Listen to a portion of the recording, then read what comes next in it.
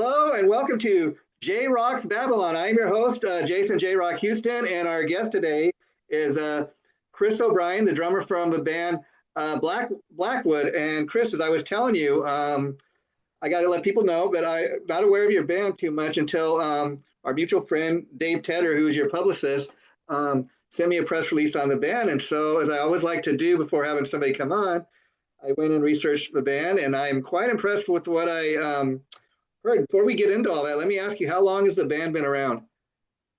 Oh goodness, we started in early 2021, and real quick, David is our drummer. He was supposed to be on this call, but I believe he's on a flight to Las Vegas right now. So I'm the lead singer and Sorry, co-guitarist.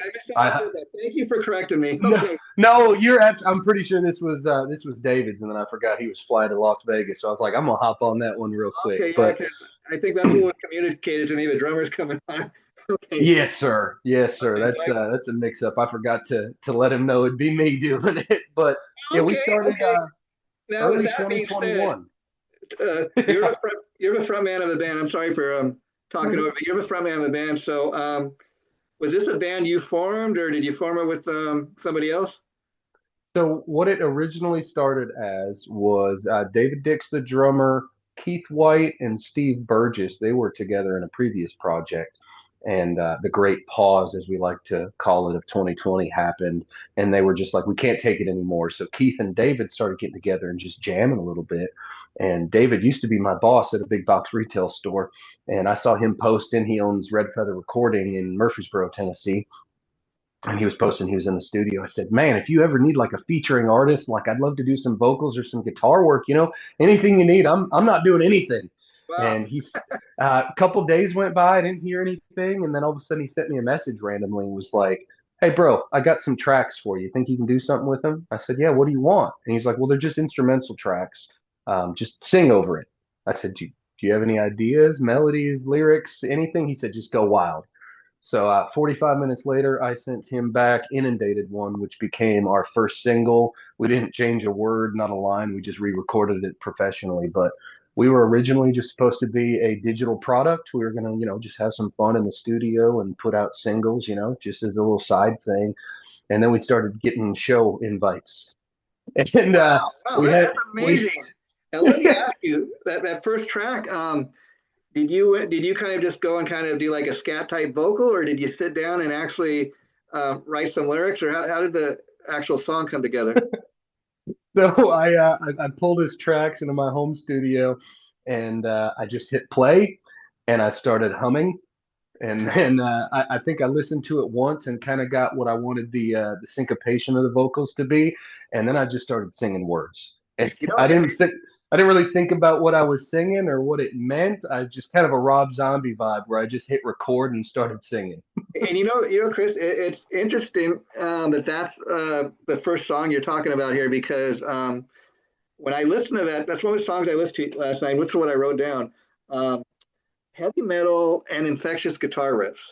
I mean, I don't know how much else to describe it. The guitar playing in that song is very kind of infectious. You can't get it out of your head. That's what we want. Yeah.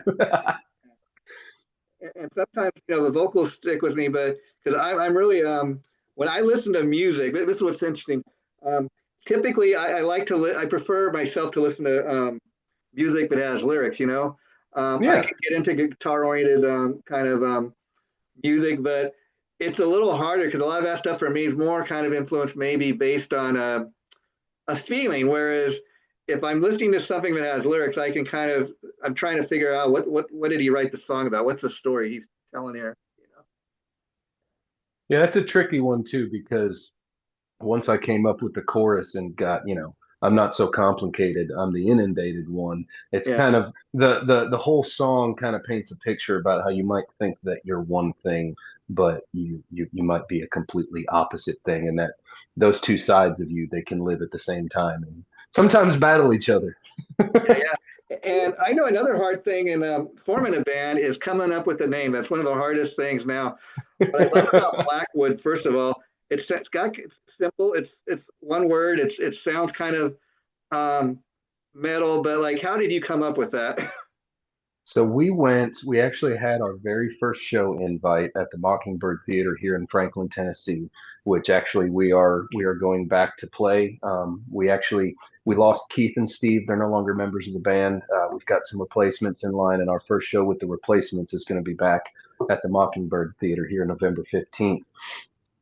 But our very first show invite, we waited, and I think we might have had 3 weeks before the show. Like we needed to put a flyer up, Yeah, yeah, yeah. and we had two band names to pick from. And this one, it actually is a street name here in Nashville. And Keith used to drive by it every day on his way to work, and he had maybe 500, 600 like potential band names on a note app in his phone, and that was one of them. And David actually, because we were going back and forth between which one to pick, David Dix, the drummer, he said, "Well, Chris, just you pretend you're in the band and I'm a fan or somebody that saw you live or just you ran into at the gas station. Say, hey, I'm Chris from whatever." And I said the first one, I didn't really feel anything. And then I said, "Hey, what's up? I'm Chris from Blackwood." And I went, "Yeah, that sounds good. That Yeah, sounds yeah. good." And we Got a ring, we we sent it to the guy that was doing the Mockingbird show, and they put up a flyer like an hour later. and what's cool about that too, the fact that it's a street from the band's hometown. I mean, Yeah. you can't get more rootsy than that. Like, and how cool if somebody's a fan and they live on that street. Yep. Yeah, yeah. So that, that's Yeah, I that's thought it was pretty fitting, and like I think there's a Blackwood restaurant too on that street, so it's got a little bit of culture in the Nashville area. And so, Chris, you're a vocalist in the front end, but I was curious, do you play any instruments? Yes, I play guitar. We kind of, I wouldn't say coined the term, but we use the term co-guitarist between Mhm. myself and the other guitarist. It's not like an ego thing. It's just every different guitarist has a different voice, depending on what song, I may take the solo. I may not be feeling it or I can't say anything with it. And hey, why don't you take this solo? We actually just recently, with one of our established songs, the new member had an idea to where we would swap halfway through and he would take the second half of the solo. I said, heck yeah, man, go for it. I mean, that's Um, kind of cool. A lot of my favorite bands had, a double guitar thing going. I mean, probably the most classic one would be like Judas Priest with KK and Glenn. Um, Heck yeah. there's no true like lead player. And sometimes that works best because it's like when you do have that, a lot of times there are egos in the band and the guy's like, hey, uh, that's my part, or I'm the lead guy. You're getting too flashy. Yeah. And that's kind of what we always set out from the beginning was uh, nobody's better than anybody. There's no Sure. such thing as a guitarist that's better. We just want to service the song the best. Yeah. Can Yeah. I do a solo on this track that's going Yeah. to benefit it the most? If so, then let me take that solo. If maybe the song doesn't need a solo, whatever that is, we always work together as a group. Sometimes we'll both take stabs at it to see whose lick sounded a little cooler, maybe fit it better. And have you ever done the type of thing, like talking about like how like we're talking about like Glenn and KK back in the day, where you go see Judas Priest in concert and not only would each guy kind of do a lead thing, but sometimes they would like kind of bounce off of each other. Yeah, actually, on our new album "Release Me," there's a song on there called "You Said," and the solo section of that song is just a blistering back and forth between me Wow, and wow. Keith. We each take just like one bar and we just yell at each other back and forth for a good 30, 40 seconds. And I got to ask you, Chris, because I want to get to know you and your story here. So, were you always a singer, or did you start out like a lot of guys, simply as a guitar player and kind of fall into singing because hey, you had the best voice, maybe, or you wrote the songs? Yeah. That's hilarious because that is exactly what it was. I never wanted to be a singer. I only picked up a guitar because of James Hetfield and Kirk Hammett and Dave Mustaine. But I didn't want to be in the limelight. I just wanted to stand by an amp somewhere and just rip solos. I wanted to be a lead guitarist. And then I joined a Christian rock band, and the lead singer had some issues and he left the band. And they said, "Well, Chris, you can sing." I said, "I don't want to." And they said, "Well, Yeah, you're the best one in the room." and And it's it's funny you bring gone up like James that. Hetfield because he's one of the ultimate like rhythm guitar players that you always hear people talking about, like maybe James Hetfield, Malcolm Young from AC/DC. I mean, you go back and you watch any of those live performances with Malcolm Young, man, he's one of the most monster rhythm players you'll ever see. Yeah. And Yeah. that's there's a couple nods to James in actually two of our music videos, the music video for Rise and the music video for Release Me.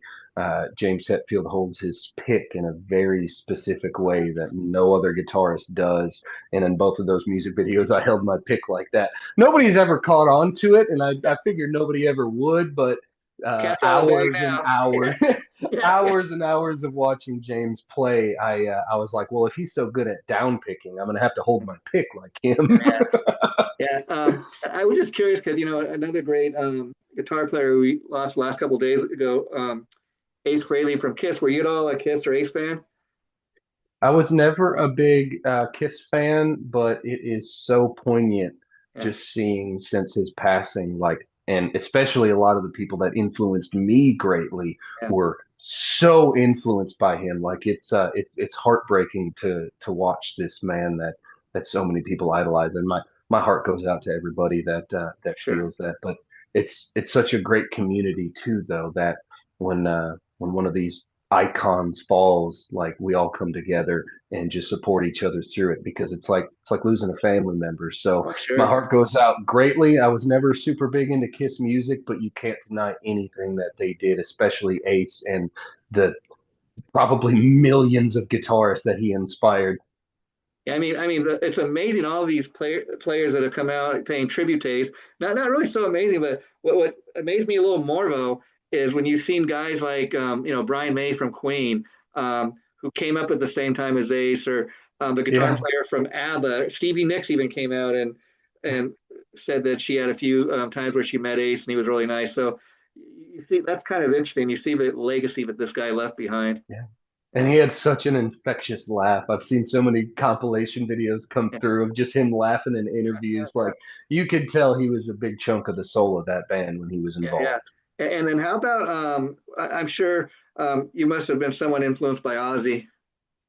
Oh, yes. I think, strangely enough, it's probably not everybody's first song, but I think the first Ozzy song I ever heard was Perry Mason.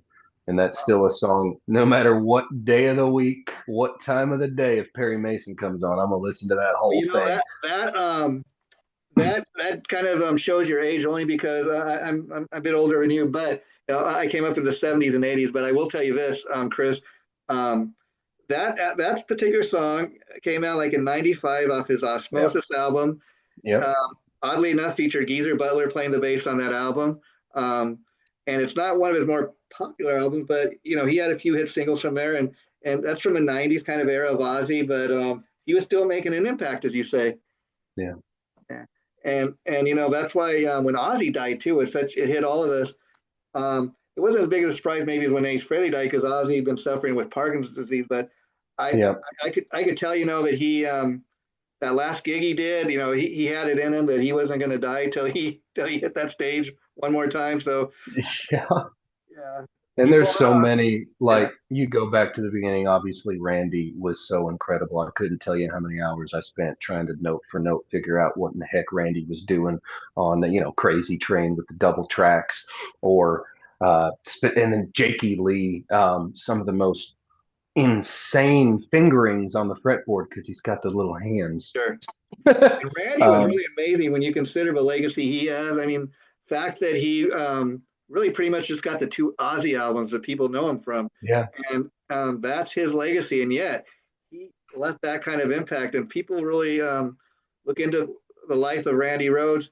He was not so much even a metal guy. He that's just no, the music he played. He was more into classical music. yep. Yeah, And you take a look at some of the work that he did with Ozzy during it, and like you can pick that out so clearly, and that's one of the reasons why it's so easy to accompany classical music or attribute classical music to metal music because they oh, share sure. a lot of the same principles. One's just going through loud, distorted amplifiers, and one's just amplified through a hole in a little violin or something. Yeah, yeah. Now, getting back to the story of Chris O'Brien, as we want to Yes. talk about the transition of you from just being a guitar player to being the front man, because all of a sudden you got to write the lyrics. You're singing the songs. You got to also play your guitar parts. You're up on stage communicating with the audience, and you realize at one point, wait a minute, all eyes are on me now.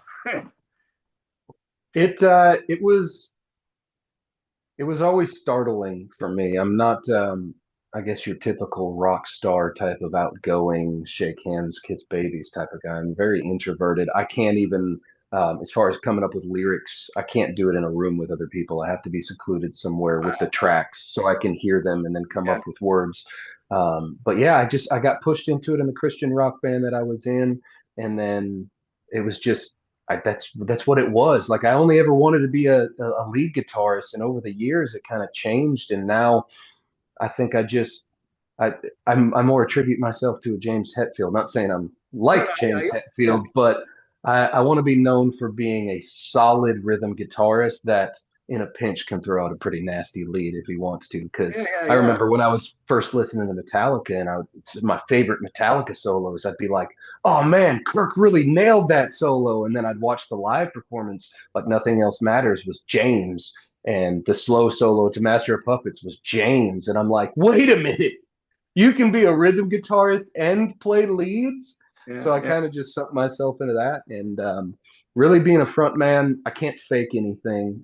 David, our drummer, he said in a few interviews too that there's something about me when I'm on stage, like you can tell it's sincere. I'm not trying to be something else. And I don't think I could, even if I wanted to put on some sort of performance. When I'm up there, you're seeing my emotions. You're seeing the dark secrets because a lot of my lyrics, they're about interpersonal relationships, toxic relationships, and things like that. It's a vulnerable place to be talking about these really serious things in front of a bunch of strangers. So I Yeah. kind of just have to shut it out and say, And "Here I yet, am. I hope you like it." and yet, those are your people. They're buying your music. They're coming to the shows. Yeah, They're enjoying what you and the band are doing on they're stage. wearing the shirts. Yeah, yeah. Um, I like that, and it's really like, hey, these are our people.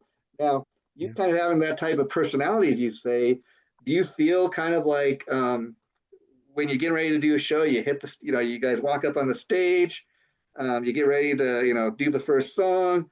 Do you feel like a switch comes on, like, okay, you're on stage now? Yes. Yeah. It is a hard switch, and almost every show is the same. Right before we have a little kind of intro music that plays before we get ready to play the first song, and right before I hit my first note, I lock eyes with David, and I take one deep exhale, and then it's Chris Obrein, frontman of Blackwood. And I have to just shut everything else out because from the moment I play that first note until I'm done selling merch at the merch table, I have to be something that's really hard for me to draw on. Yeah, yeah, yeah. you know? Yeah, and now you mentioned you're getting ready to do your first show with the new members. Have Yeah. you had much rehearsing or talked about that, as far as getting ready for the first show with the new guys? We've rehearsed. I think we just concluded our third rehearsal last week. We're going to have about three or four more before the show. And I'll say right now, whatever my expectations were for getting two new members at the same time, which is a bit of a unique situation in itself, both of these guys have surpassed them entirely. We kind of broke it off, three songs, four songs at a time, and said, "Hey, learn this by next practice, and we'll get those down." Um, I am so impressed with these guys. Luke Alonso, we got on co-guitar with me, and then Derek DePrano, we've got on bass. Um, and they've both just blown me away. If it's Are these something, guys that you knew from playing the same music scene, or how did you come across them? yes, actually, we did a show with Derek DePrano's other band at Mockingbird Theater one year, and then Luke Alonso, he was in another Nashville local band called Blackwater Down. I don't think they were doing very much anymore. Blackwater Down, Um, Blackwood. Yeah, that was a running joke in the in the Nashville scene was which black band is it Blackwater Down or Blackwood? Yeah, yeah. But yeah, they're both well established in the Nashville scene, um, and they have both just slid right into their spots like they've been with us from the beginning. It's pretty freaking awesome if I do say so Yeah. myself. Actually, the joke was when I was growing up, like in the '80s, they had what they called the white bands: White Snake, White Lion, Yeah, Great White. Yeah, yep. it's kind of come full circle now. What's the scene like there in Nashville? Because I know like a lot of the '80s rock guys like Mick Mars and Vince Neil and Bret Michaels have places there now, and it's a little bit, but before it used to always be kind of the country music. place, but now it's kind of a rock place as well. Well, it's kind of deceptive because you do have those names in the area. Jack Gibson is also here from Testament. There's a lot of heavy metal and rock influencers in this area, but uh, the Nashville scene, if you're in a cover band or you're in a country band, you will do well. You might get some paying gigs, but any original music, there's not really a scene. There's a few local bands that have been around for a long time. Blackwood's one of them, since 2021, but some that have been around for even longer. You kind of just play for your buddies. Maybe So we try Blackwood, to, that's why you guys stand out, in the crowd. yeah, Yeah. we try to keep any Nashville shows to maybe 2 to 3 a year. That's what we're going to be doing going forward as well, because we want there to be a good reason. Maybe it's a fundraiser for a good cause, or like this one, it's kind of the symbolism of it's the first show with the new members, just like the first show of Blackwood's history. So we're really picky when it comes to Nashville shows. Outside of that, we're kind of expanding our reach. We like to go to Alabama. We went to Georgia recently. We want to go back there, but the bordering states, maybe get into Memphis or Knoxville. It's hard. I'm not going to sugarcoat it. Sure, sure. Trying to play shows in Nashville as an original band. Most of the people that are going around, it's the woo girls, and they just want to hear a song that they know or that they can sing along to while they drink, and that's fine. But that's not what I'm about. I don't particularly enjoy playing other people's music. Yeah, yeah. Well, you're an artist. That's where the money is, making your own original music. Let's be honest. And when you do go to a place like Alabama, you find that a lot of the people come to the show. They did become aware of the band maybe through the internet. Yeah, and it's actually like Alabama. We played Shag Nasty's in Huntsville. Oh, it was like every other month for a solid year. And it got to a point we couldn't even sell any merch because anytime we played there, everybody was wearing a Blackwood cap or a Blackwood shirt. And I always said when we went, it's like we're coming home to family because Wow. there's an appreciation in some of the surrounding states for original music that's hard to find around here. Like people would come up and say, "Thank you." Like they would thank you so much for playing original music. Yeah, yeah, You're yeah, welcome.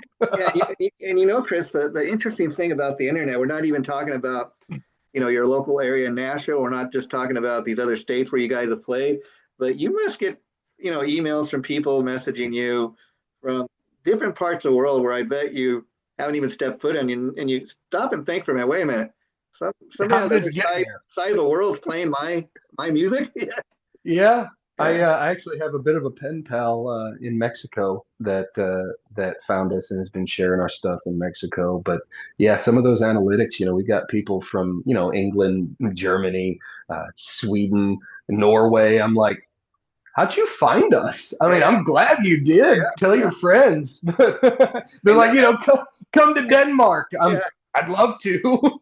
I think that'd be a true test. Like, could you imagine Blackwood doing a concert in Mexico and to an all Spanish crowd and nobody speak English, but they're still getting down to it? Yeah, Yeah, they just sing the riffs back at you like yeah. in There you go. Spain.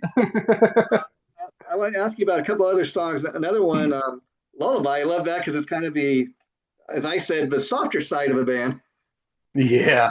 That, That one's kind of like my Nothing Else Matters.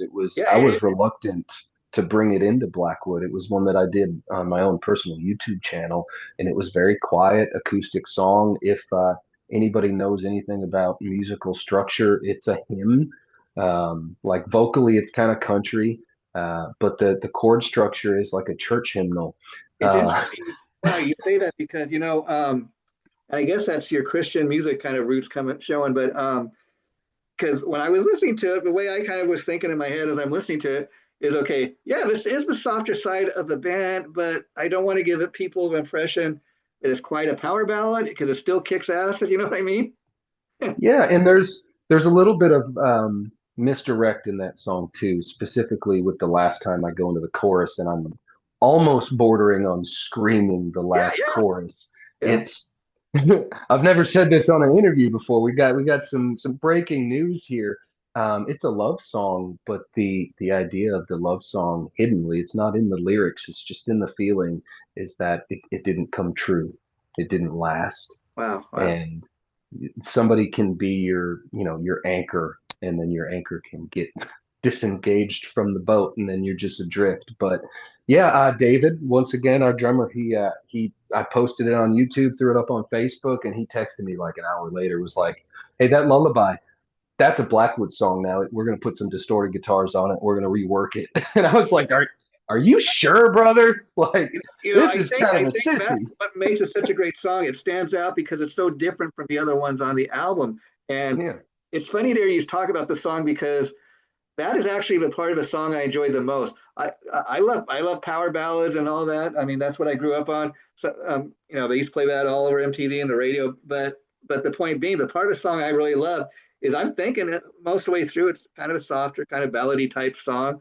And then there's that one moment where you let out the scream. It's like, oh wow, I wasn't expecting that, but that was cool. Yeah, yeah, and you'll find that in a lot of Blackwood music. Anybody that maybe hears this and wants to get into us, um, in a nutshell, I would say lyrical content and the dynamics of any of the songs is really just emotional vulnerability, being able to just be honest with yourself. Sometimes you're the toxic one in the relationship, and it needs to be said.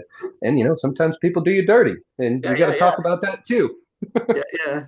And then another one I really loved. I mean, it's kind of different too. Was the song "One Track Mind," and that features Cameron Cayman James. Jane. Talk about who she is and how that song came together. Cameron Jane is the lead singer of the also local Nashville band Jane and the Killer Queens. Phenomenal band. They just put out a new single. We had done a couple shows with them, and we were coming up with an idea. We were going to have another show with Jane and the Killer Queens, and me and David separately both had the same idea to write a song that we could pull her on stage and perform it with her. So I got on my little acoustic guitar and I started trying to come up with a riff that kind of bridged the gap between their style of music and ours. We're both rock, but they're a little bit different. And Mm. I came up with a little bit of riff and a hook. And I sent it back to David. I said, send that to Cameron, see what she thinks. She loved it. She sent back lyrics for her verse, and we just went in the studio and hit it up. And now, anytime we have a local show where Blackwood and Jane Killer Queens is, you could pretty much guarantee we're going to pull Cameron on stage so she can perform that one with us live. It'd be cool if you guys could do a video for that song. I mean, just the performance, a duet or whatever you want to call it, that you guys Yeah. do together. It's awesome, and it's kind of interesting to find out you had her in mind when you wrote it. Yep.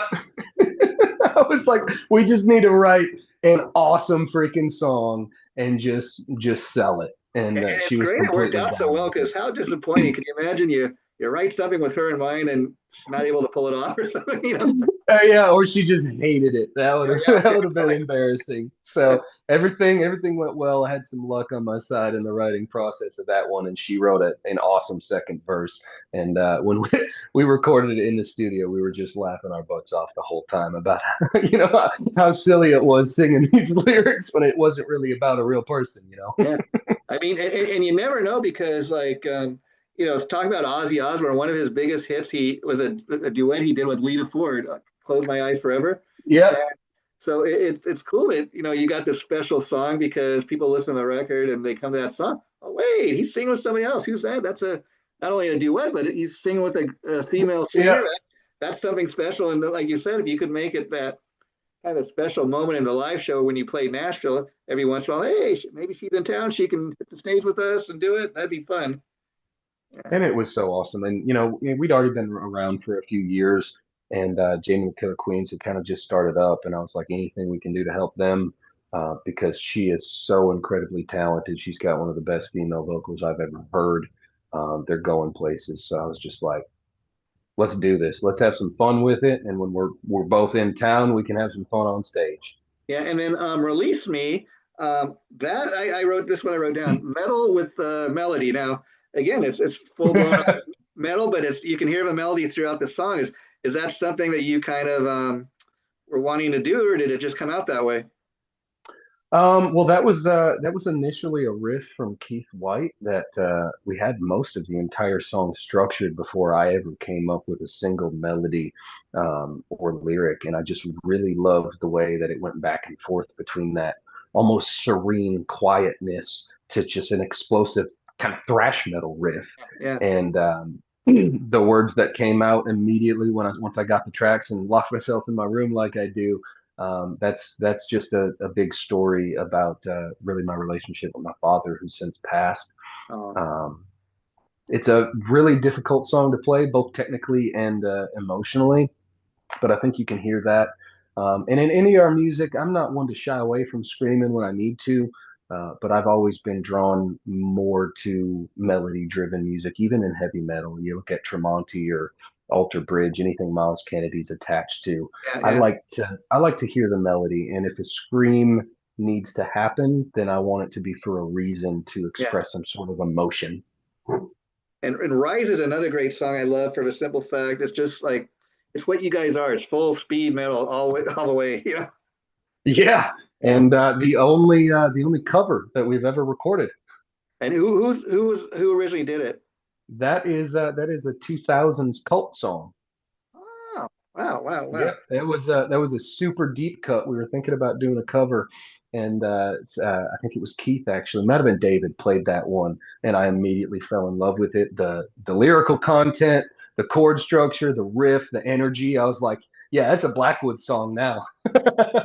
Yeah, that's interesting because the Cult is one of those bands that they should have been much bigger than they were. I have a huge respect for that band because they're still around, doing it today, and you don't even Yeah. hear too much about them, but they continue to make new music. So you have to love them for that. But talk about the decision to do like a track that wasn't as well known, by the Cult.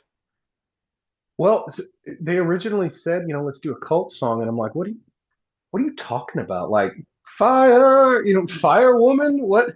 yeah, And it's like, no, there's a 2000 album that's actually kind of heavy. And I think they just randomly, I think David just was like, there's a song on there called Rise. I think you'd like it. And it didn't really have anything to do with the fact that it was a deep cut. It was just the first one that came to their mind that was something that would just immediately transition over to us because it was a very heavy cult album. Like it yeah, shocked me. I yeah. was like, this is not the cult. And then he started singing. I was like, okay, it's the cult. We really didn't change much. We just put a little bit more distortion on the guitars, and I, And was a sometimes little bit it's easier angrier in my delivery. to do because you're putting your stamp on a Cult song, but not a truckload of people maybe have heard it, or it's not a song they had a big hit with. So you get to put your own stamp on it, as you said, and people you get Yeah. people are reintroduced to the song, who might not have heard it the first time. And that's really cool too, because like there might I think there might be two people live that have actually said, I know that was a cult song. Mhm. But everybody else, they think it's just one of ours, which I mean, I'll tell anybody it's a cult song. Yeah, It's a sure. freaking wonderful song. But live, we actually used to do an Alter Bridge song that used to just be an exclusive on iTunes if you bought the deluxe edition called Zero off of AB3. Oh wow. And it was the same thing where there like maybe one person out of all the times we play it knew who it was. And I think a lot of times that's what we want to do. And we do, if we do a cover to kind of, give a nod to our influences, it needs to be something that seemed like it was already part of us. I don't want to, my personal YouTube, that's where I take songs like Staying Alive and I make them heavy metal. As far as Blackwood, we just want stuff that's just an easy fit and we can tip the hat to the Yeah, people yeah. that I'll made tell you a us. great example of that. I've interviewed over years Sean Peck, who's a singer from Cage and the Three Tremors and all these other great bands, and he would do these great covers on his YouTube page. And one that he did that is just hilarious is he covered the Eddie Murphy track "Party All the Time," and this is a guy that's full blown on metal, and he's just kind of having fun. Yeah, Yeah, yeah. that's awesome. I'll have to send you that so you can check it out. But Chris, it's been great getting to know you, and I'm definitely going to have you back down the line. Before we go, why don't you tell people where they can find you and Blackwood online and how they can purchase the album if they want to get it? Absolutely. Easiest way, go to www.blackwoodrock.com. That has the links to all of our socials, uh, to all the streaming platforms. It's got our shop in there. You can buy a hat or a koozie or a life size cutout of me. Maybe I've been trying to get them to add that. If not, on Facebook, Instagram, it's Blackwood Music. Make sure you add the music on there. Facebook didn't want us to just be Blackwood. And then, but yeah, blackwoodrock.com. That's going to be the quickest way. We got all our show dates on there. Anything upcoming, we always add that right away. Or you can send us an email at blackwoodnash@gmail.com. Well, and Chris, you have a happy holiday season, and we're definitely gonna have you back. I'll tell you a real quick funny story to close it out with. When I was looking for your band on Facebook, I had to type in Blackwood the band, because if you put in just Blackwood, a lot of other stuff comes up. Yeah. Yes. Beware, everybody. Make sure you type it in its entirety. Take care, my friend. Great talking to you. Bye bye, Thank you Chris. so much. The interview we just did, I'm going to post it tomorrow. I'll send you the link once it's up. Okay. All right, sounds great. Take care, my friend. Bye bye. You too.